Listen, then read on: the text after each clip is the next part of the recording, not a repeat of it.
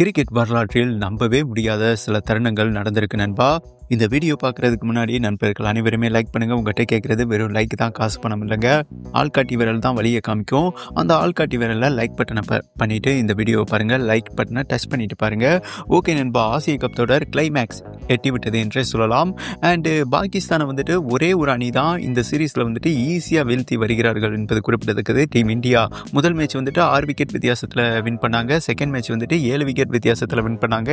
இத்தனைக்கும் 172 ரன் இமாலய target set பண்ணாங்க. சூப்பர் 4ல் சண்டே நடந்ததுங்க. பாஸ்ட் சண்டேல நடந்தது. இந்தியா 18 ஓவரில் அகட்டல பொங்கடா அப்படின்னு ஈஸியாக அடிச்சிட்டாங்க. அதற்கு காரணம் என்னன்னா, அந்த மேட்ச் குறித்து ரிஸ்வானும், அதாவது ஆசிய கப் தொடரில் பாகிஸ்தானோட நட்சத்திர வீரர்கள் ரிஸ்வான், பாபர் அசாம் அவங்க இல்லாம தான் இந்த டீம் உள்ள வந்திருக்காங்க. அதாவது ஸ்குவாடை தேர்வு பண்ணியிருக்காங்க. அவங்க 2 பேரையும் பாகிஸ்தான் கிரிக்கெட் வாரியம் தேர்வு பண்ணியிருக்காங்க. ஆனால் அவங்கள தான் விலகி இருக்காங்க. அதற்குண்டான ஒரு முக்கியமான அதிருப்தியான அதிர்வலை காரணத்தை வந்துட்டு அவங்க சொல்லியிருக்காங்க. அந்த வீடியோ போட்டிருக்கோம். இந்த வீடியோ முடிஞ்ச பிறகு பாருங்க. அப்பதான் இந்த வீடியோவோட பல்ஸ் உங்களுக்கு என்னன்னு புரியும். ஓகே நண்பர்களே, இன்னைக்கு ஆசிய கப் தொடர் சூப்பர் 4 அண்ட் பாகிஸ்தானும் இலங்கையும் மோதினாங்க. 2 பேருக்கும் பால்வாசா போட்டி. ஏன்னா ஆல்ரெடி பங்களாதேஷ் வந்துட்டு இலங்கையை வீழ்த்திருக்காங்க. பாகிஸ்தானை வந்துட்டு சூப்பர் 4ல வந்துட்டு இந்தியா வீழ்த்திருக்காங்க. டாப் 2 அணி தான் இந்த 4 டீம்ல குவாலிஃபைட் ஆவாங்க, அதாவது ஃபைனல் ரீச் ஆவாங்க என்பது குறிப்பிடத்தக்கது. ஓகே, இப்படி ஒரு பரபரப்பான வால்பாசாவா போட்டியில் இரு டீமும் களமிறங்கினாங்க. அண்ட் இலங்கை முதல் பேட் பண்ணாங்க. வேற லெவல்ல அடிச்சு தும்சம் பண்ணுவாங்கன்னு நினைச்சாங்க.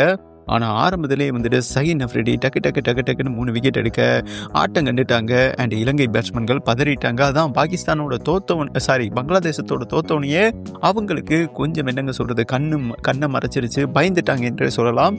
அந்த பயத்தை பாசிட்டிவ் ஆக்கிட்டாங்க, பதற வச்சுட்டாங்க என்றே சொல்லலாம். பிகில் பண்ணிட்டாங்க பாகிஸ்தான். அண்டு கடைசியில் கமிந்தா மெண்டேஸ் அந்த 2 கையில் பந்து போடுவார் பார்த்தீங்களா, லெஃப்ட் ஹேண்ட்லையும் டீல் பண்ணுவார், ரைட் ஹேண்ட்லையும் டீல் பண்ணுவார். அவர் தாங்க பொறுமையாக விளையாண்டு 50 ரன் கன்வெர்ட் பண்ணார். மற்ற பேட்ஸ்மேன்கள்லாம் ஒன்றுமே சோபிக்கவில்லை என்று தான் சொல்லணும். சொருகிட்டாங்க பாகிஸ்தான் பவுலர்ஸ். ரிஸ்வானும் பாபர் அசாமும் இதை தான் மென்ஷன் பண்ணியிருக்காங்க. அந்த வீடியோ டெஃபினட்டாக பாருங்க நண்பர்களே. அவங்க என்ன சொல்லியிருக்காங்கன்னா, இந்தியாவோட விளையாடும் போது மட்டும் பாகிஸ்தானை நீங்கள் கவனிச்சிங்கன்னா தெரியும், விளையாட்டுலையும் வெற்றி பெறவும் ஃபோக்கஸ் பண்ண மாட்டாங்க, தூண்டி விடுவாங்க. அதாவது மிகப்பெரிய கலவரத்தை உண்டு பண்ணன்னு இந்தியாவோட தூண்டி விடுறாங்கன்னு அவங்க 2 பேரும் பேசியிருக்காங்க. அதனால தான் மற்ற டீமெல்லாம் பாருங்கள் ஈஸியாக பீட் பண்ணிடுறாங்க. ஆனால் இந்தியாவோட 172 ரன் அடிச்சுமே யூஏ கண்டிஷனில், ஏன்னா அவங்க கண்டிஷன் தான், அங்கே தான் அதிகமாக பாகிஸ்தான் விளையாடுவாங்க. அந்த கண்டிஷனில் முதன் முறையாக வரலாற்றில் 172 ரன்னை T20 வடிவில் இந்தியா சேஸ் பண்ணியிருக்கிறது. இதுவே முதல் முறை இங்கே பாகிஸ்தானுக்கு எதிராக. அப்போ எந்த லட்சணத்தில் அவனுங்க வந்துட்டு விளையாட்டில் ஃபோக்கஸ் பண்ணியிருக்காங்க? ஃபோக்கஸே பண்ணலங்க. இவனுங்க வந்துட்டு சண்டை போடுறதுக்கு தான் ஃபோக்கஸ் பண்ணியிருக்காங்க. ஹரிஸ் ராஃப் என்ன சொல்லியிருந்தாரு, சிந்தூர் தாக்குதலில் நீங்கள் வேணால் ஜெயிச்சிருக்கலாம், பாருங்கள் எதுக்கு எதை மென்ஷன் பண்ணிக்கிட்டு இருக்கான்னு அவன் இந்திய ரசிகர்கள் முன்னாடி. ஆனால் 6 போர் விமானங்களை வந்துட்டு நாங்கள் சுட்டு வீழ்த்தினோம். ஃப்ளைட் எப்படி விழுந்துச்சு, கீழே விழுந்து நொறுங்குச்சா அப்படின்னு வந்துட்டு மிகப்பெரிய லெவலில் ஸ்லெட்ஜிங் பண்ணி தீவிரவாதத்தை தூண்டியிருக்காங்க. ஏன்னா ஃபைனல் அன்னைக்கு ஒரு முக்கிய நிகழ்வு நடக்க போகிறதா ரிஸ்வானும் அண்ட் பாபர் அசாமும் பேசியிருக்காங்க. அந்த வீடியோ போட்டிருக்கேன் பாருங்க. அப்போ தான் இந்த வீடியோ தெளிவாக புரியும், பல்ஸ் நல்லாவே புரியுங்க.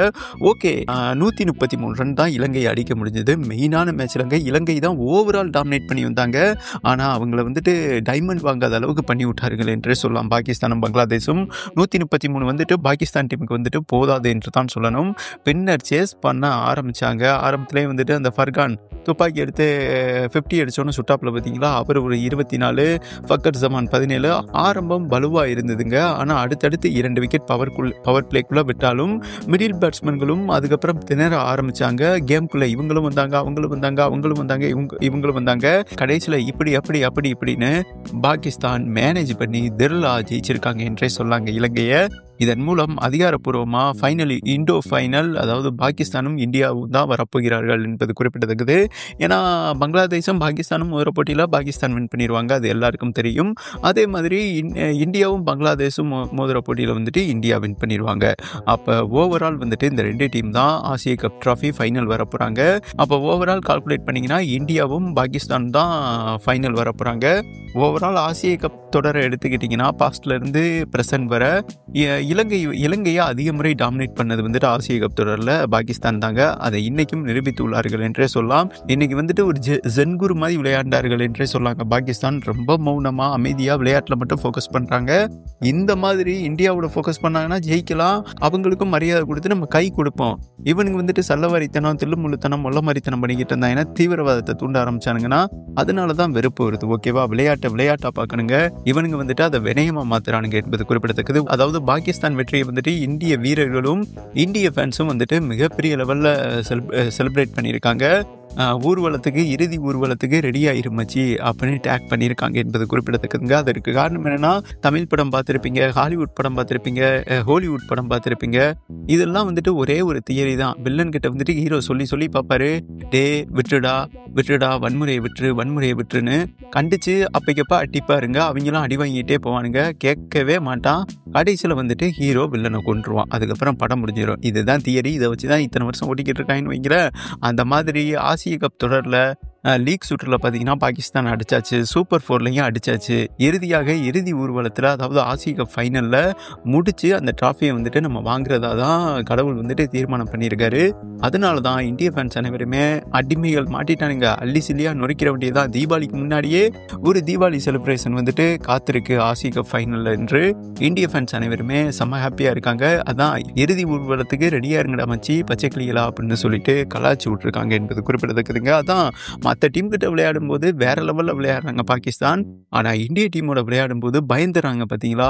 அந்த பயந்தாங்க இந்தியாவோட பவர் ஹவுஸ் என்பது குறிப்பிடத்தக்கது. ஓகே, அதாவது பாகிஸ்தான் தான் ஃபைனல் வருவாங்க. ஒருவேளை பங்களாதேஷுக்கும் ஒரு வாய்ப்பு இருக்கு. இலங்கையை பீட் பண்ணியிருக்காங்க. பங்களாதேஷ் ஒருவேளை பாகிஸ்தானை பீட் பண்ணிட்டு அதாவது இந்தியா கூட ஃபைனல் வர முடியுமா? இல்லை ப்ரோ, அது வந்துட்டு டம்மி மேட்ச் ஆகி போயிடும். இந்த அடிமைகள் வந்தால் தான் அடக்கிட்டு அந்த ட்ராஃபியை வெறித்தனமாக ஏந்துறது இந்திய அணி. செம்ம கெத்து ப்ரோ சொல்கிறவங்க வந்துட்டு மறக்காம கமெண்ட் பண்ணுங்க.